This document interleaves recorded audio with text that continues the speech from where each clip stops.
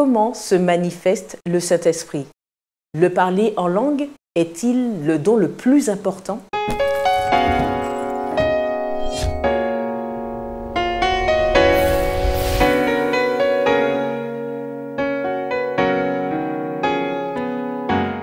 C'est un plaisir, chers amis, de vous avoir autour de votre émission Autrement dit, en compagnie de Patrick et de Samuel. Bienvenue à vous deux.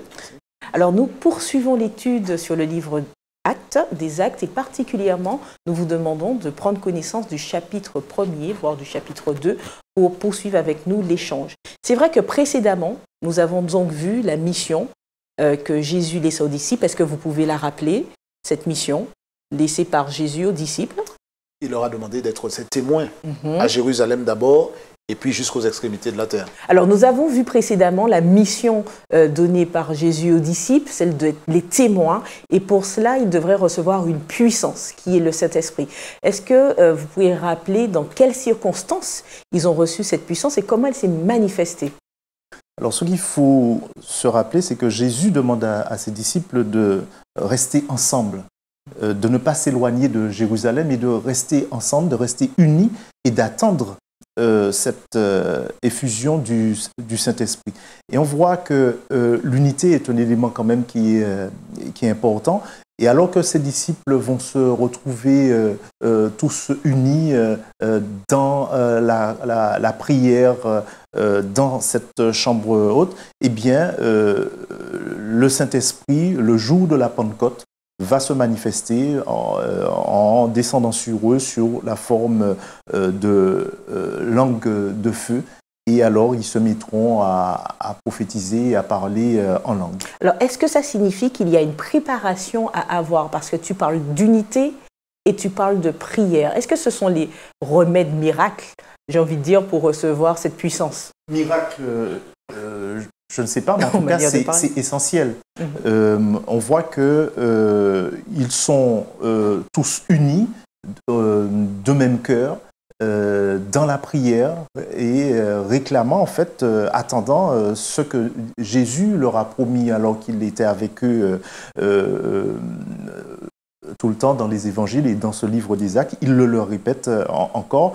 Oui, l'unité dans la prière, la communion est essentielle pour recevoir cet esprit. En tout cas, à ce moment-là, cette grande effusion de cet esprit, ils avaient besoin de cela pour recevoir cette effusion. Est-ce surnaturel en somme? Alors, il y a plusieurs choses. Dans l'expérience que Samuel décrit, lorsque ces disciples rassemblés dans la chambre haute font cette expérience qui montre leur disposition à recevoir l'Esprit. L'Esprit, ce n'est pas un outil dont on va se servir, on se laisse plutôt servir par l'Esprit, on se laisse utiliser par l'Esprit.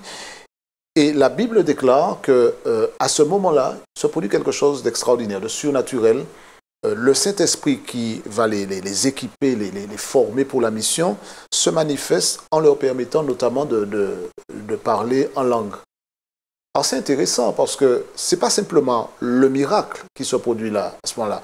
Pas oublier qu'on est à la Pentecôte, tu le signalais tout à l'heure, c'est un moment de festival. C'est important, la Pentecôte, ça fait plusieurs fois, c'est vrai que vous mentionnez. C'est vrai que la Pentecôte, c'est une date particulière dans le calendrier juif, puisque on est là dans une période qui est, c'est ce que signifie Pentecôte d'ailleurs, 50 jours après la Pâque. Et c'est un festival, un des 3 grands festivals juifs, où les gens de partout devaient venir pour présenter à Dieu des offrandes, faire des dons, etc. Et il y avait des gens de partout. Le texte biblique parle même des gens venus du monde entier, si l'expression me revient. Et c'est intéressant de voir que ce que Jésus dit trouve un écho dans ce rassemblement-là. Jésus dit, vous allez être mes témoins jusqu'aux extrémités de la terre. Et justement, ça se produit à un moment où les gens de toutes les extrémités de la terre sont là pour ce festival. Pour dire les choses de manière symbolique, sont présents à cet endroit-là. Et juste pour notre culture générale, un festival en l'honneur de quoi? C'est un festival de moissons. Il y avait plusieurs grandes fêtes. Et à cette occasion, on présentait de l'orge et d'autres. Il y a beaucoup de détails qu'on ne va pas considérer maintenant. C'est un des grands festivals juifs où les gens venaient pour faire des offrandes à Dieu. Et les croyants de partout, les juifs de partout, viennent à ce moment-là à Jérusalem. Et le miracle qui se produit lorsque les disciples vont recevoir cette capacité de parler dans d'autres langues, extrêmement intéressant parce que justement, c'est un écho. On se dit, tiens, mais justement, et j'ai presque envie de dire que c'est l'inverse d'une expérience de l'Ancien Testament qui est la tour de Babel, où justement, il y a eu la confusion des langues. Là, Dieu fait Babel à l'envers, j'ai envie de dire, où il équipe, grâce à l'Esprit de Dieu, à la puissance de l'Esprit, les disciples avec le don des langues qui leur permet de proclamer la bonne nouvelle, de telle sorte que les Juifs de la diaspora et du monde entier, se retrouvent et entendent la bonne nouvelle dans leur langue natale. Ce qui est un miracle inédit, extraordinaire. Alors ça avait déjà été annoncé par Jésus dans les évangiles et on en voit la manifestation. L'Esprit se manifeste de manière extraordinaire. Et je vous avoue honnêtement que je me suis dit, j'aurais aimé être là pour avoir vécu cet événement-là et voir comment les disciples, pas seulement par curiosité journalistique, simplement parce que c'est la manifestation de l'Esprit de Dieu. Dieu est en train de se saisir d'hommes et de femmes qui vont proclamer en accomplissement de la mission qu'il leur a confiée. Soyez mes témoins. Eh bien voilà, vous êtes mes témoins et dans un endroit restreint comme Jérusalem, le monde entier est représenté à travers les fidèles qui sont venus dans le cadre de ce festival et ils entendent la parole dans leur propre langue. Une précision, qui a reçu ce don? Est-ce les disciples, les apôtres, ou qui est au nombre de 12, ou est-ce le cercle qui était une centaine, je crois, qui... C'était à peu près 120 dans le groupe. D'accord, donc c'est toute la communauté qui a reçu... Tous ceux, effectivement, on focalise beaucoup sur les apôtres, les 12, mais ce sont tous ceux qui étaient présents dans cette chambre haute. Alors, ils étaient 12, hein. Il y a Matthias qui les a rejoints entre-temps. Je voulais ajouter à ce que Patrick disait une dimension typologique, si je puis dire, parce que la fête, la Pentecôte, rien ne se fait par hasard. La Pentecôte, c'est la fête des prémices. Et à cette occasion-là, on apportait les prémices de la moisson. Et à cet égard, on peut considérer que justement, cette Pentecôte chrétienne, eh bien, qui inaugure l'effusion du Saint-Esprit, eh bien que c'est, comment dirais-je, les prémices, si je puis dire, de l'héritage du croyant chrétien. C'est-à-dire que Dieu va lui accorder à ceux qui étaient présents, en tout cas là, il leur accorde des arts, si je puis dire, de son héritage futur à travers cette effusion du Saint-Esprit.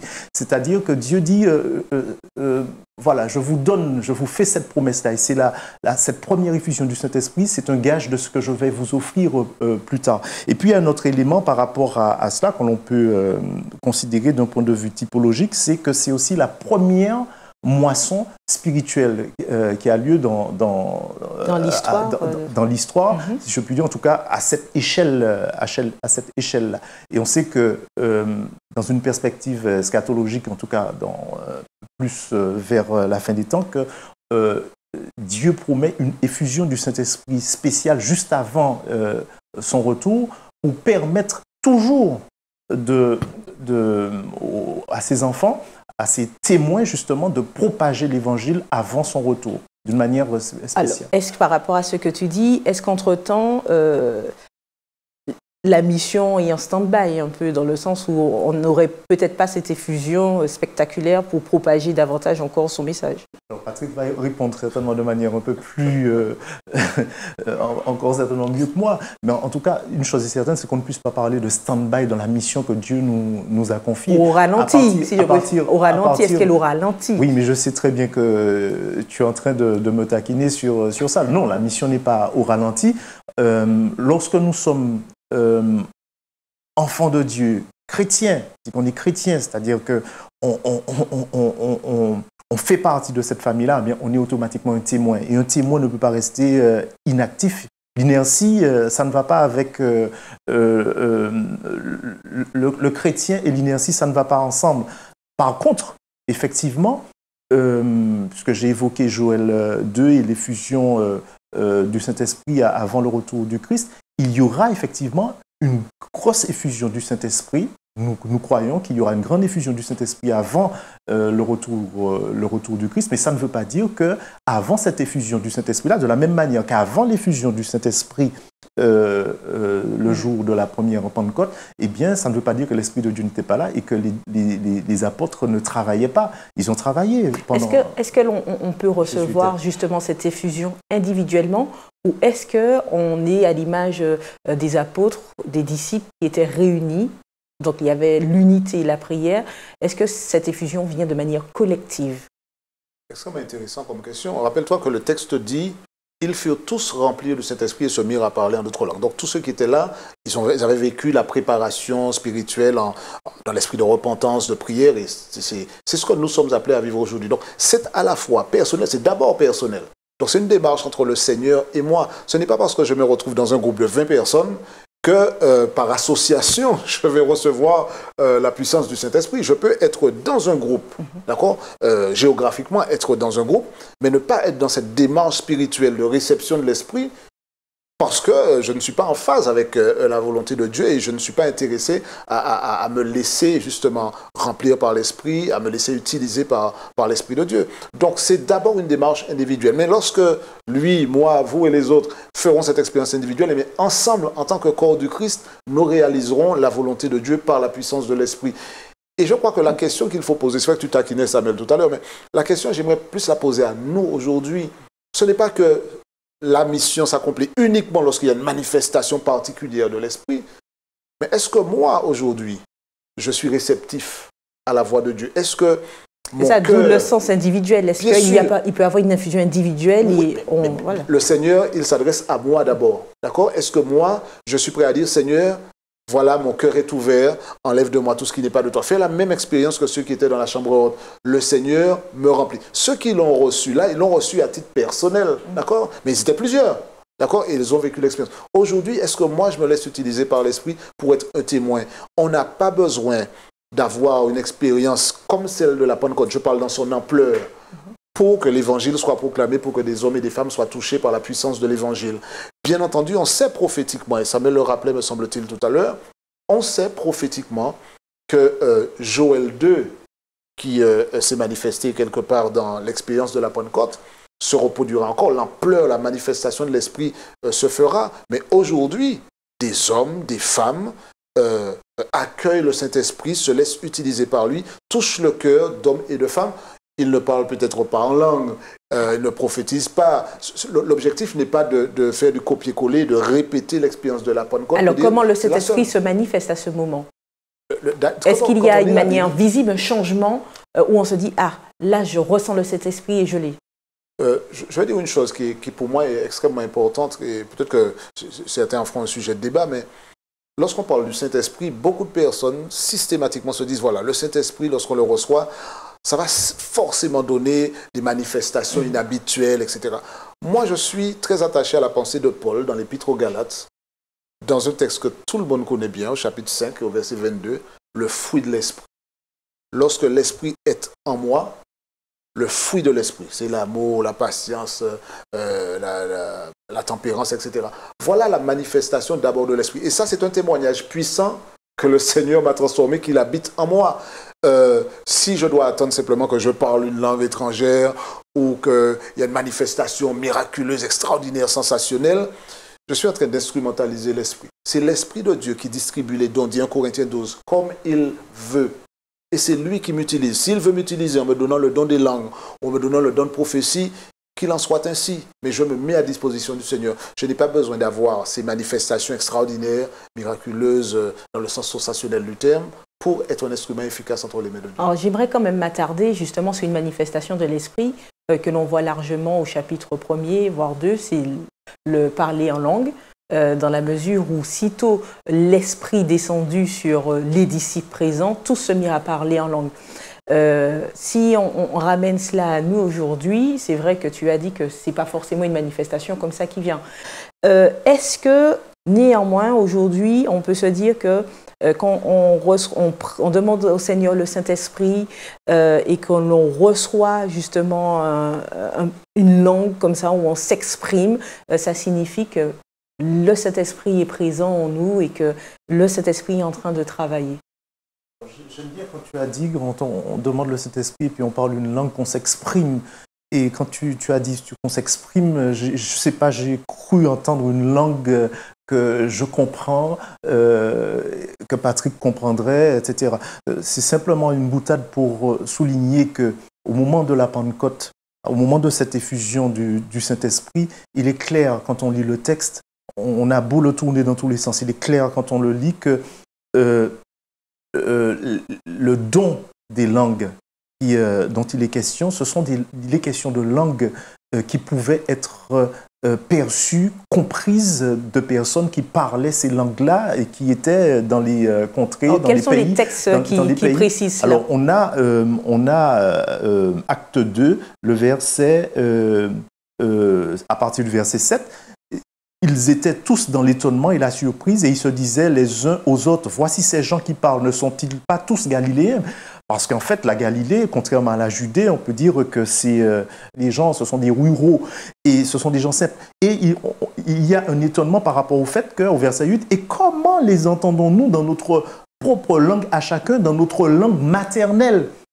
Les gens qui sont là, qui sont d'autres contrées, qui parlent d'autres langues. Parce que c'était le festival, il y avait un grand rassemblement. Exactement. Il y a tous ces gens-là qui sont venus pour la Pentecôte à Jérusalem. Eh bien, ils entendent ces Galiléens-là, des gens qui ne sont pas très instruits, ils les entendent parler dans leur propre langue, dans leur langue maternelle. Donc, il n'y a pas... Alors, ils disent au verset 9, si on n'a pas compris, précision, Parthes, Mèdes, Élamites, ceux qui habitent la Mésopotamie, la Cappadoce, le Pont d'Asie, la Phrygie, la Pamphylie, enfin bref, il y a toute une liste. Ce sont des gens qui parlent certains dialectes ou certaines langues et ceux qui ont reçu l'effusion de cet esprit parlent les langues de ces personnes. Mais est-ce que les apôtres et les disciples se comprenaient eux-mêmes? Est-ce qu'ils avaient la capacité de comprendre ce qu'ils disaient? Non, mais il s'agit d'un don. Donc, bien sûr qu'ils comprennent, ils comprennent ce qu'ils disent. Parce que ce qu'il faut bien comprendre, c'est que Jésus dit qu'au chapitre 1er, revenons au chapitre 1er, le verset 8, « Mais vous recevrez une puissance, le Saint-Esprit survenant sur vous, et vous serez mes témoins à Jérusalem, dans la Judée, dans la Samarie, et jusqu'aux extrémités de la terre. » Pour aller jusqu'aux extrémités de la terre, et même peut-être même avant, il faut pouvoir parler certaines langues que ces hommes-là ne connaissaient pas. Donc, ils sont outillés par l'Esprit à ce moment-là pour pouvoir justement contribuer à élargir le cercle du christianisme et du message évangélique autour d'eux. Néanmoins, j'aimerais, dans le temps qui nous est imparti, élargir le débat justement sur ce parler en langue, en prenant d'autres versets à l'appui. Si par exemple, je prends 1 Corinthiens 14, verset 2, qui nous dit en effet, celui qui parle en langue ne parle pas aux hommes, mais à Dieu, car personne ne le comprend et c'est en esprit qu'il dit des mystères. Est-ce que, en fait, le parler en langue n'est pas aussi simplement le fait de s'adresser à Dieu, en somme? Alors, pour répondre à ta question et faire justice à un point qui est très délicat et qui a fait couler beaucoup d'encre, il faut se rappeler un certain nombre de choses. Super, mais il y a quand même 2 ou 3 points qu'il faut mentionner pour bien répondre à la question concernant 1 Corinthiens 14. Quand on parle du don des langues dans la Bible, et singulièrement dans Acte 2, Samuel l'a très bien dit, l'idée c'est en fait les barrières linguistiques qui pourraient être un frein à la proclamation de l'évangile tombent avec le don des langues que Dieu accorde. Et c'est un miracle du parler, pas de l'écoute. Ils ne parlent pas araméen et puis les gens entendent dans leur langue, ils parlent les langues. Donc c'est un miracle que Dieu fait au niveau de ces personnes qui peuvent parler des langues qu'elles n'ont pas apprises au préalable. Donc c'est important de savoir que dans Acte 2, dans les autres textes comme Acte 10, parce qu'il ne faut pas oublier que le don des langues, Jésus l'annonce dans Marc 16, verset 17, on le retrouve dans Acte 10, dans Acte 19. Le terme qui est utilisé, le terme glossa en grec, c'est un terme qui est utilisé et dans les textes que je viens de citer, il n'est jamais utilisé pour signifier une langue inintelligible, une langue angélique, etc. Il est toujours utilisé pour parler d'une langue qui est identifiable. Alors c'est intéressant parce que voilà la multiplicité de textes. Quand on étudie la Bible, on doit pouvoir tenir compte de tout ce qui est dit et ne pas s'arrêter sur un passage. C'est vrai que 1 Corinthiens 14 parle en longueur. Mais si on doit chercher à savoir comment comprendre les textes d'un Corinthiens 14, ne serait-il pas judicieux de dire, bien, partons de ce qui est connu, d'accord, de l'utilisation du terme glossa, comment est-ce qu'il est utilisé dans la Bible, et partir de là pour aller vers 1 Corinthiens 14, plutôt que de dire, eh bien, 1 Corinthiens 14 doit pouvoir défaire la compréhension classique des textes dans Acte 10, Acte 19 et Acte 2 singulièrement. Quand on parle des langues, il faut bien comprendre qu'on est dans le cadre de la mission. Restons dans Acte 2. Et quand on va dans 1 Corinthiens 14, la problématique est différente. Alors, ça mériterait une émission à part entière. La problématique est différente. Paul va surtout mettre l'accent sur la manière d'utiliser le don et le désordre que cela cause. Et beaucoup de commentateurs s'accordent à dire, même s'il y a des portions, vous savez, c'est Paul qui écrit, il y a des portions qui ne sont pas toujours simples à comprendre, que l'utilisation d'un don que Dieu fait à un individu peut être faite de manière désordonnée. Et il y a certaines personnes qui parlent. Effectivement, quand je parle une langue intelligible, mais que l'autre ne comprend pas, Dieu comprend toutes les langues. Donc, c'est comme si je m'adressais à Dieu, d'accord? Mais pour quelle raison devrais-je m'adresser à Dieu dans une langue particulière alors qu'il comprend la langue maternelle que j'ai et qui m'a permis de comprendre? Donc, il y a beaucoup de personnes qui veulent utiliser 1 Corinthiens 14 pour justifier, je le dis très respectueusement, hein, l'utilisation de langues qui sont inintelligibles. Le texte n'est pas toujours simple à aborder.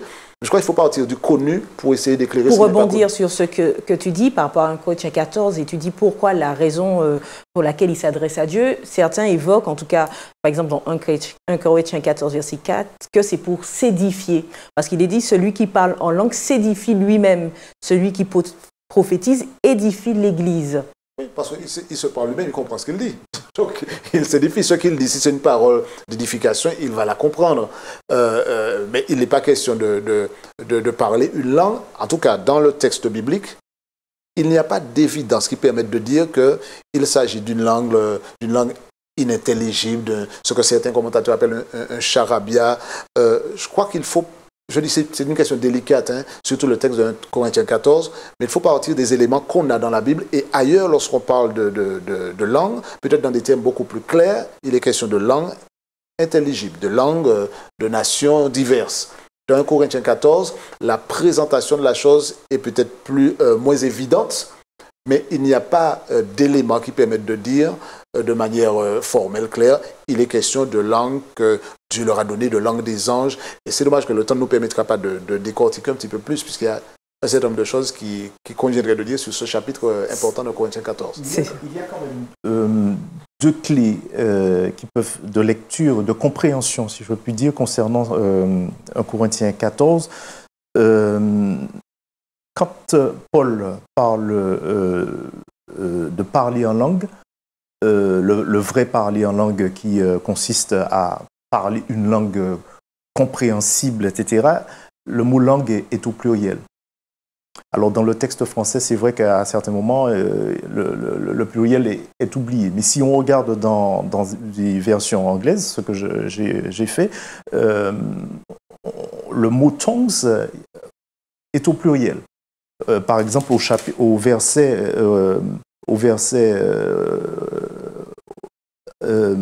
verset 14, quand on dit « Car si je prie en langue, mon esprit est en prière », le langue qui est là, dans la traduction anglaise, est au pluriel. Donc, quand toutes les fois où Paul parle du vrai parler en langue, c'est au pluriel. Par contre, quand il parle de manière sarcastique du baragouinage qui est utilisé, sorte de glossolalie, c'est au singulier dans le texte. Il faut bien comprendre qu'à certains moments, et quand on connaît un petit peu Paul, on l'a déjà vu hein, dans certains de ses écrits, il y a une petite pointe de sarcasme quand il dit, par exemple, le verset 16, on lit, et ça c'est de manière un peu sarcastique qu'il dit ça, « Autrement, si tu rends grâce par l'Esprit, comment celui qui est dans les rangs des simples auditeurs répondra-t-il Amen à ton action de grâce, puisqu'il ne sait pas ce que tu dis.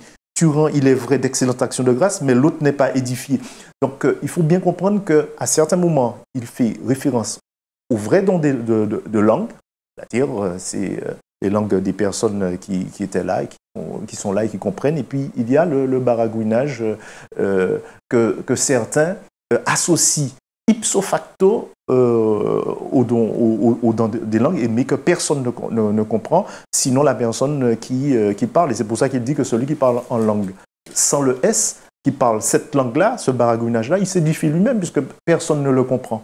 Et ça, c'est du sarcasme. Juste pour rebondir sur cela, parce que certaines personnes, quand tu as fait référence à l'anglais, qui n'est pas une langue originelle, les commentateurs ont trouvé, je lisais ça dernièrement, c'est dommage, je n'ai pas amené la référence, qu'il y a une Bible traduite en allemand qui est connue comme étant la Bible qui utilise les manuscrits les plus anciens. Donc, qui est une référence, d'accord? Dont peut-être s'est inspirée la version anglaise, qui a effectivement le mot langue au pluriel, ce qui permet de jeter un éclairage intéressant sur la compréhension du texte. Et ce n'est pas juste l'anglais, pas juste le français, c'est dans le texte original, le manuscrit le plus ancien dont s'est inspirée cette Bible en allemand dans le nom m'échappe. Donc, il y a des éléments linguistiques qui peuvent aider. Alors, il y aura toujours des personnes qui vont utiliser le texte pour essayer d'appuyer leur propre théorie, mais je crois que c'est intéressant quand on étudie la Bible, pour faire simple, de voir les choses de manière globale. Qu'est-ce que Dieu essaie de dire? Qu'est-ce qu'il essaie de faire? Est-ce que le texte nous permet de valider des démarches dont certains sont témoins, de personnes qui parlent, donc personne ne comprend, surtout qu'à Corinthe, Paul disait, mais mes amis, il n'y a personne pour interpréter à certains moments. Donc on est en train de se laisser aller à utiliser parfois un don ou à carrément dériver, et Paul essaie de remettre de l'ordre dans tout cela.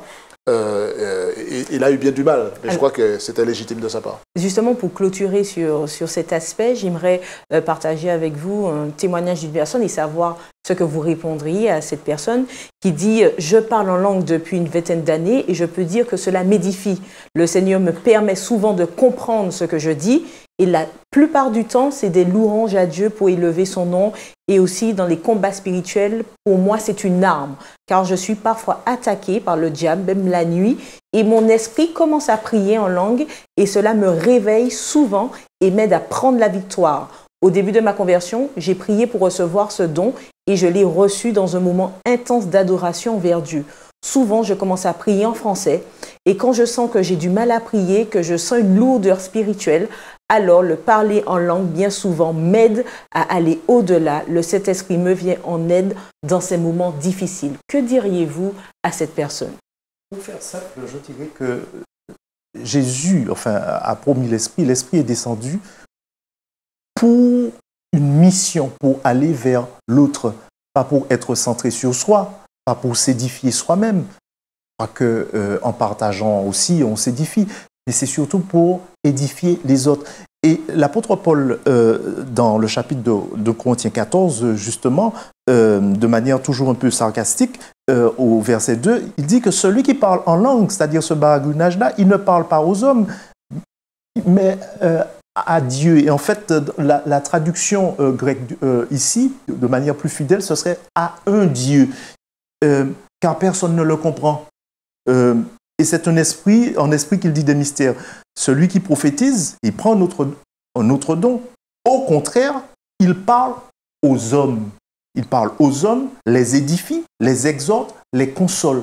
Donc, on voit bien la différence entre le baragouinage